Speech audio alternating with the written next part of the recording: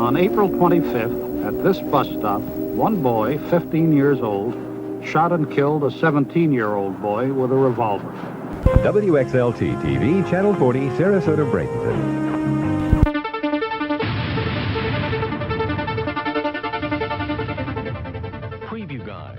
Lost Media é um tema que me fascina há anos. A ideia de transmissões de TV perturbadoras, áudios e fitas VHS que se perderam com o tempo, é algo que me intriga. E o esforço que algumas pessoas fazem para encontrá-los é simplesmente impressionante. Muito conteúdo sombrio e perturbador já existia antes mesmo da internet, porque no fim das contas, algumas das Lost Medias mais sombrias que existem sempre estiveram entre nós.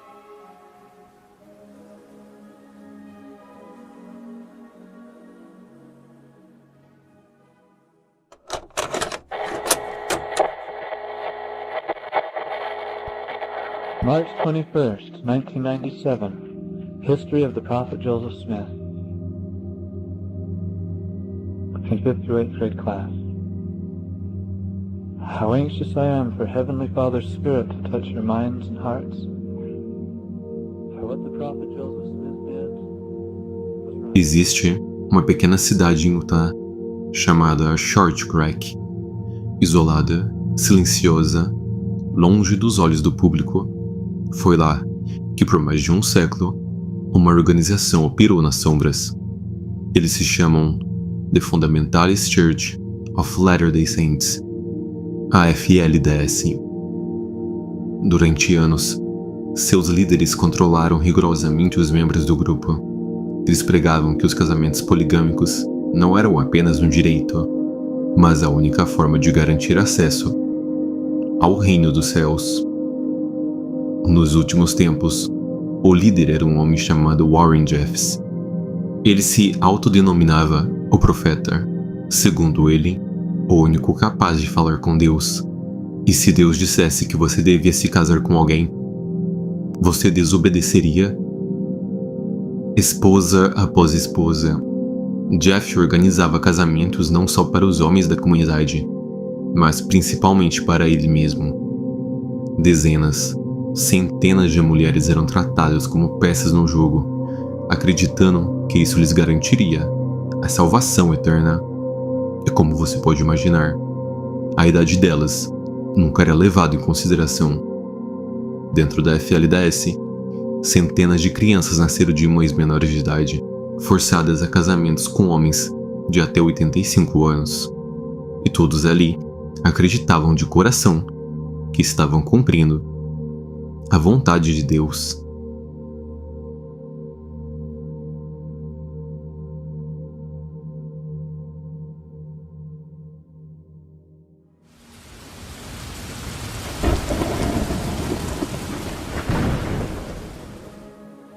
A história da FLDS é uma das mais sombrias que já conheci.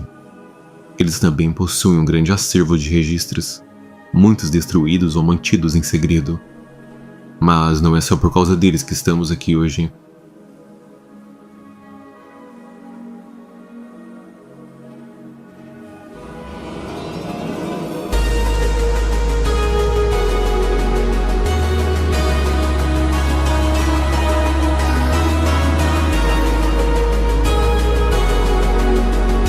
Em 2008, a Fox estreou um programa chamado O Momento da Verdade. Nele, participantes respondiam a perguntas altamente pessoais e polêmicas. Diante de uma plateia ao vivo, o prêmio em dinheiro só aumentava a cada resposta verdadeira. Antes de cada episódio, os participantes passavam por um teste de polígrafo, garantindo a verdade das respostas no palco. Responder com sinceridade a uma pergunta íntima fazia o dinheiro subir, mas uma mentira expunha seus segredos para o mundo. E tudo ficava gravado para sempre. Em 2010, uma participante chamada Melanie Williams subiu ao palco. Era o 9º episódio da 2ª temporada, e diferente dos outros, Melanie trazia consigo um passado pesado e perturbador. While living in a polygamous community, did you know of any underage girls who were married to adult men? Yeah. That answer is true.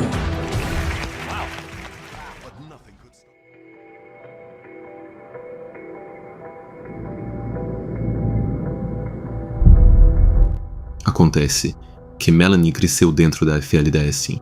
Ela viu com os próprios olhos os abusos cometidos, e é aqui que a história mergulha no mistério. Até hoje, o episódio 9 da segunda temporada está completamente desaparecido. Não há cópias disponíveis. Tudo o que resta é um trailer arquivado com trechos do que ela revelou.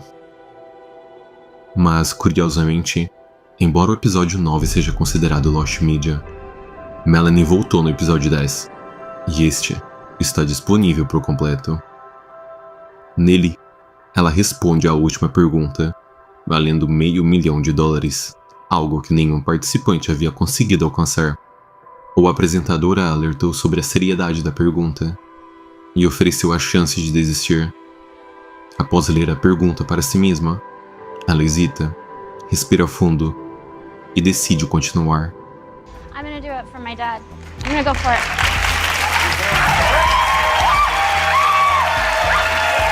You're going for it? Holy moly! Are you okay? It's a tough question, excuse me. But it's a tough question for me. It's a tough question. But I can do it. Yes. Yeah, I'm going for it. Okay. For $500,000, Melanie Williams. Question 21. Do you believe your father, as an adult, has ever had sexual relations with a minor?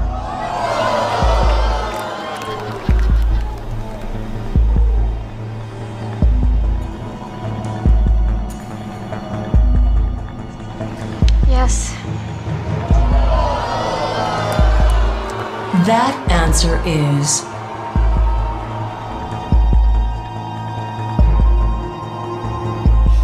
true.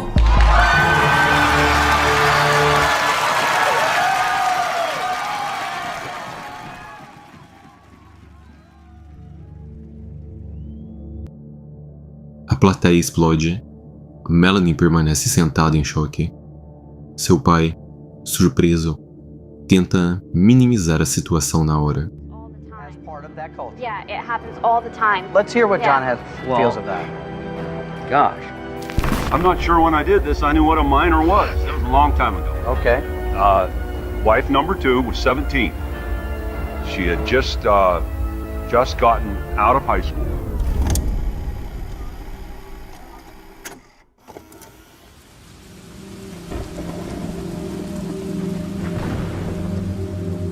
Quatro meses depois, em janeiro de 2011, Melanie usou seu blog pessoal para esclarecer o que aconteceu. No dia 7 de janeiro, ela publicou que seu pai mentiu ao vivo. A menina não tinha 17 anos, como ele afirmou. Na verdade, ela tinha 14 e seu nome era Joey. Até onde se sabe, o pai de Melanie nunca foi investigado nem processado, e não há novas informações sobre Melanie desde então. Esse episódio continua sendo uma das coisas mais bizarras e distópicas já vistas na televisão. Não me surpreenderia se ele tivesse contribuído diretamente para o cancelamento do Momento da Verdade. Mesmo que o episódio 9 da segunda temporada jamais seja encontrado, Melanie Williams expôs ao vivo as atrocidades cometidas por uma das seitas mais sombrias da história moderna. Um grupo que fez de tudo para manter seus crimes escondidos. Uma seita que manipulou e abusou de mulheres e crianças por mais de um século. Tudo sob o manto da vontade de Deus.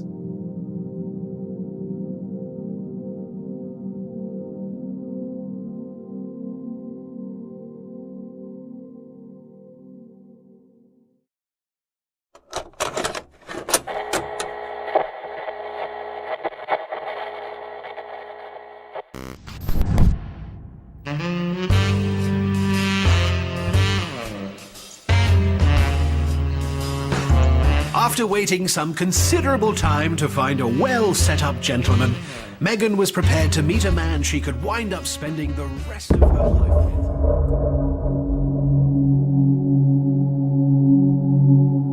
with. 2 de agosto de 2009.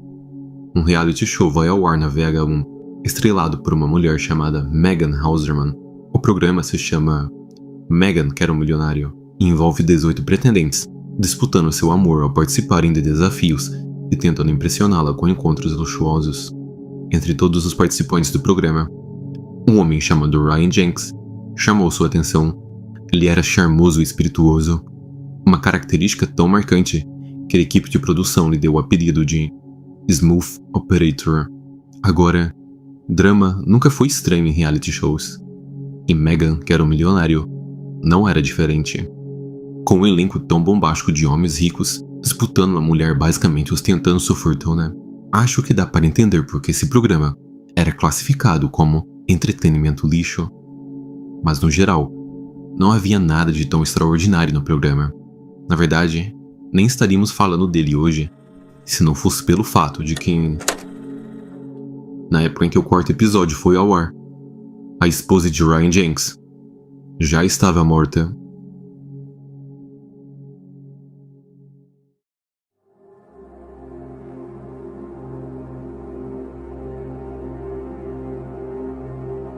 15 de agosto. A polícia investiga uma lixeira em Buena Park, na Califórnia. Segundo relatos, um cheiro muito forte saía de lá, mas não era o tipo de cheiro que se esperaria. Não era cheiro de lixo, não era um animal, era algo diferente. Pouco depois, eles retiram uma mala pesada, e ao abri-la, o que eles encontram é um corpo mutilado e desfigurado de uma mulher loira. Seus dentes haviam sido arrancados, seus dedos cortados, suas roupas inexistentes. Imediatamente, a polícia iniciou a investigação. Eles percebem que quem quer que tenha feito isso foi muito além para remover qualquer traço de identificação do corpo. Mas, curiosamente, um detalhe permaneceu. A mulher tinha implantes mamários, e como esses dispositivos possuem números de séries próprios, isso deu às autoridades uma possível pista para identificá-la. Mesmo assim, a mulher ainda era irreconhecível, o que deixou 3 perguntas essenciais no ar. Quem era ela? Quem fez isso? E como ela foi parar ali?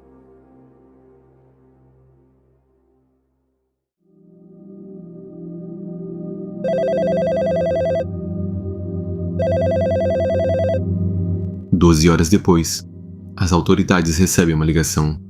Era Ryan Jenks, e ele estava aflito. Sua esposa, uma modelo de Los Angeles chamada Jasmine Fior, havia supostamente desaparecido, sem deixar rastros.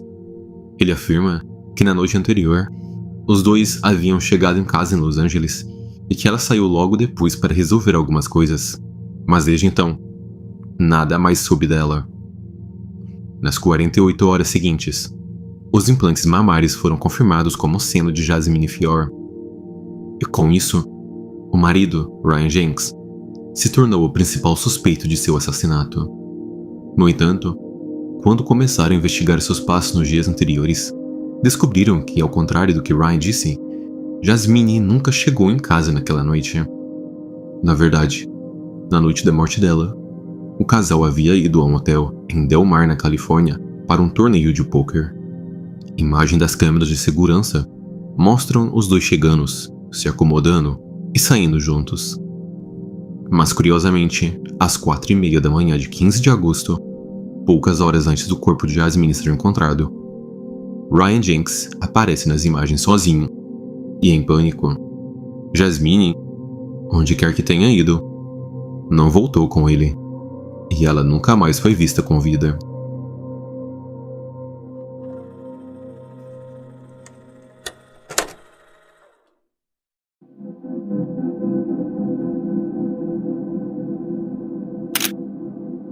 Imediatamente, Jenks se torna o principal suspeito, mas encontrá-lo não seria fácil. Ele fugiu de Los Angeles para Nevada, de Nevada para Utah, e de Utah para o Canadá. Tudo isso em apenas 2 dias.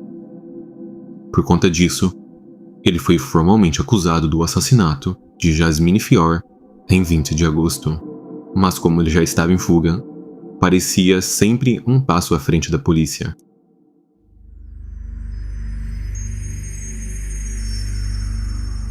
Foi só na manhã de 23 de agosto que as autoridades conseguiram localizá-lo em um motel chamado Thunderbird, na cidade de Hope, no Canadá. No entanto, esse encontro não saiu como esperado.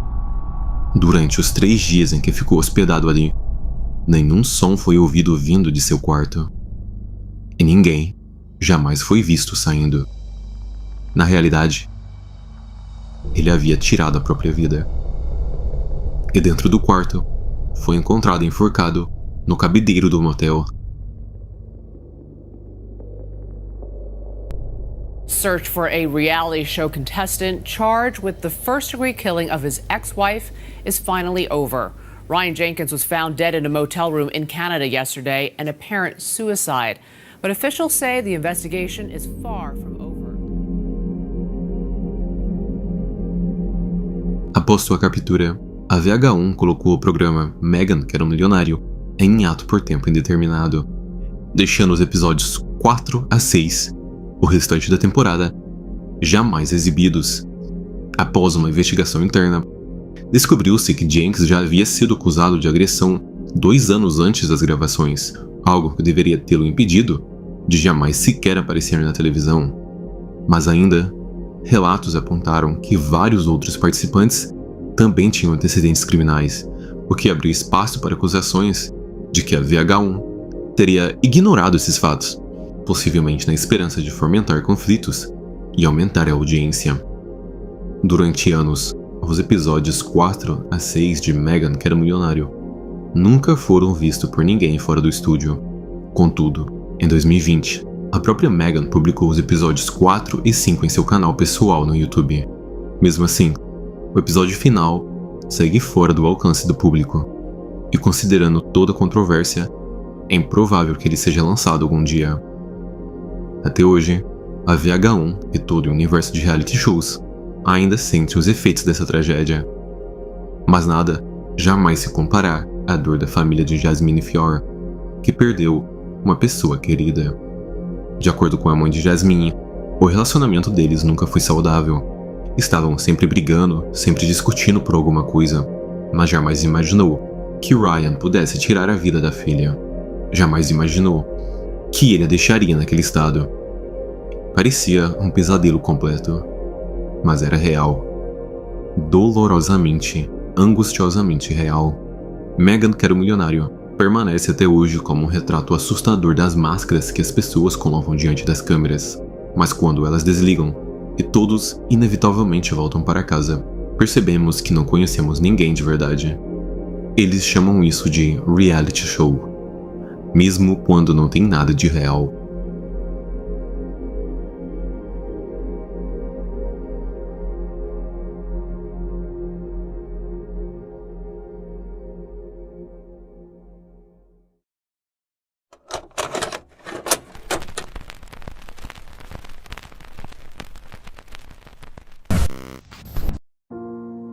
Timothy Trudeau era um admirador da vida selvagem desde sempre. Pelos últimos 11 anos, ele fez de tudo para viver entre os ursos nativos do Parque Nacional Katmai, no Alasca, documentando suas experiências sempre que podia. Sempre que estava na natureza, ele levava uma câmera consigo e parecia não ter o menor medo ao interagir com animais que literalmente poderiam acabar com sua vida a qualquer instante. Durante a década de 1990, Trudeau viajou pelos Estados Unidos ensinando jovens sobre os ursos e sua relação com o ambiente natural. Com isso, ele exibia vídeos de suas expedições, despertando uma nova apreciação pelo mundo natural em toda uma geração. Esses esforços o tornaram extremamente popular e no início dos anos 2000, Timothy havia se tornado praticamente um nome conhecido em todo o país. Pelo que se via, sua forma de viver era inquestionavelmente perigosa, mas profundamente recompensadora. Um flerte constante com a morte, mas algo que ele claramente amava.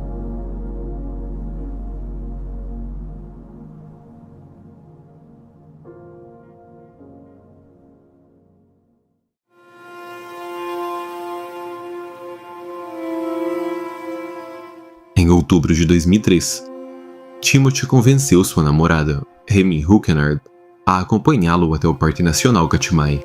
Ao contrário de outras expedições, essa viagem aconteceu tarde demais no ano. Veja, outubro marca o início da temporada de hibernação, período em que os ursos estão em um estado de fome desesperada, caçando agressivamente qualquer alimento que os ajude a sobreviver ao inverno. Além disso, aquela região sofria com uma seca severa naquele ano, o que reduziu drasticamente o suprimento de alimentos e aumentou ainda mais a agressividade da fauna local. O ambiente estava, portanto, extremamente tenso. A competição por comida estava no limite.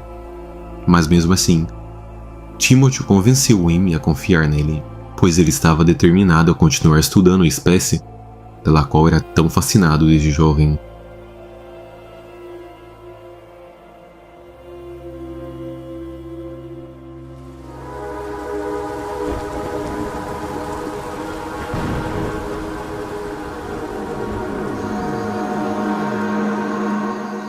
No dia seguinte, a floresta está silenciosa. Um piloto de táxi aéreo chamado William Fulton pousa perto do acampamento do casal para levá-los de volta para casa.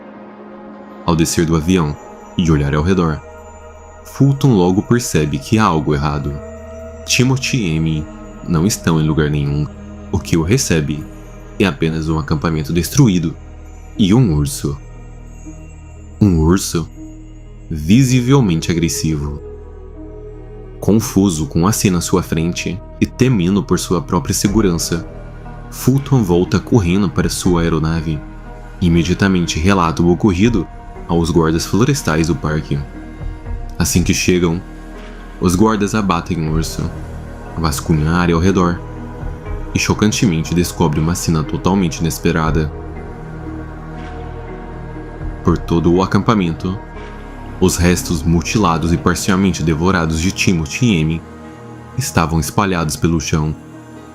Seus corpos foram violentamente despedaçados. As mãos e braços de Timothy estavam largados ao redor da barraca, enquanto Amy havia sido enterrado de forma improvisada em uma pilha de terra próxima à tenda. Naquela noite, Timothy Triddle e Amy Hookenard perderam a vida pelas garras de um urso selvagem. E em toda a história de 85 anos do Parque Nacional de Katmai, eles foram os primeiros a morrer dessa forma.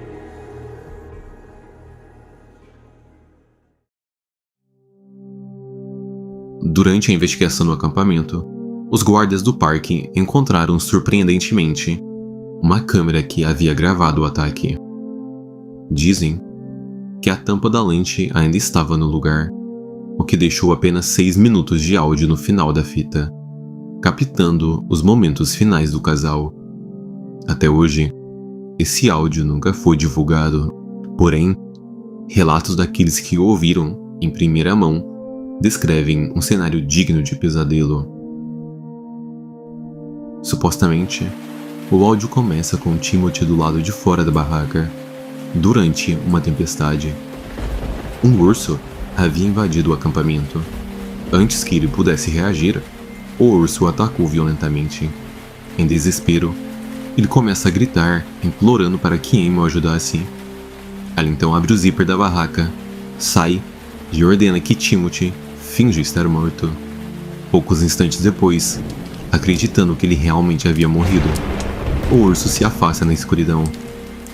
Seu namorado, um homem que dedicou a vida inteira à natureza, acabava de ser brutalmente atacado pela mesma criatura que ele amava. Mas enquanto ela tenta processar a tragédia, o urso inesperadamente retorna, agarra o corpo de Timothy e o arrasta para dentro da floresta escura.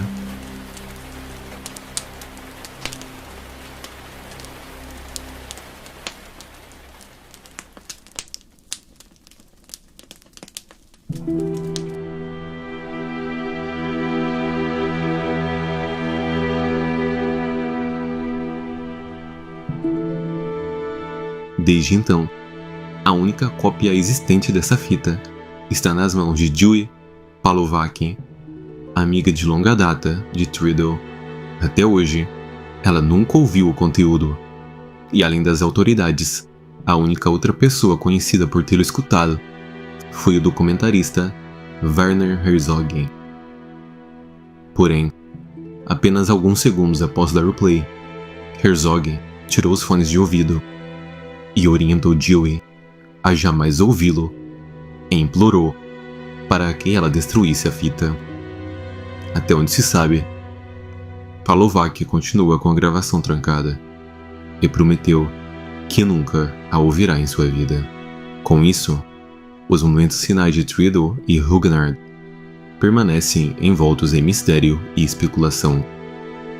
Essa fita é uma das Lost Medias mais sombrias da história. Algo que sinceramente acredito que nunca ouviremos. Uma tragédia que nunca deveria ter acontecido. Um acidente absurdo, perdido nas profundezas da floresta. 6 minutos de áudio, registrando uma das formas mais brutais de morrer, que talvez permaneçam silenciosos para sempre.